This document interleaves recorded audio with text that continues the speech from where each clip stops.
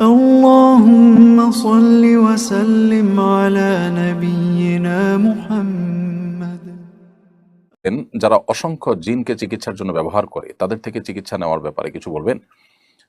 জিনকে বশে রেখে বাধ্য করা এবং তাকে নির্দেশ দিয়ে বিভিন্ন কাজ হাসিল করা এটি নিষিদ্ধ, যেটাকে ইস্তেআনা বিল জিন বলা হয়ে থাকে। ইস্তেআনা বিল জিনের পরে হাদিসে এবং নবী করিম সাল্লাল্লাহু আলাইহি ওয়াসাল্লামের বহু বক্তব্যে পরিষ্কারভাবে নিষেধাজ্ঞার বিষয়টি আমরা জানতে পারি। বিধায় ইস্তেআনা বিল জিন কোনো অবস্থাতে করা যাবে না, একজন মুসলমান সেটি করবেন না। তবে এর বাইরে জিনদের থেকে জিনরা নেককার জিনদের কোনো তথ্য যদি আমাদেরকে দেন, সেটা যদি আমরা ভেরিফাই করতে পারি তাহলে সেটা আমাদের কাজে আসতে পারে। বাট তাদেরকে বশে এনে তাদেরকে বাধ্য করে তাদেরকে দিয়ে বিভিন্ন কাজ করানো সেটা কিন্তু জায়েজ নয়। বিশেষ করে ইস্তেআনা বিল জিন বলা হয়, যেটাকে সুলাইমান আলাইহিস সালামের যেটি ঘটনা রয়েছে যে তিনি জিনদের বশীভূত করতেন বা তার বশীভূত ছিল, তিনি মসজিদে আকসার জিনদের দিয়ে তৈরি করেছেন।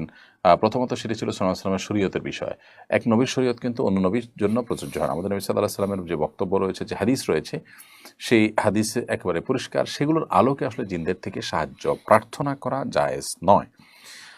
এর বাইরে আরও এর নানাবিধ ব্যাখ্যা এবং বিশ্লেষণও রয়েছে।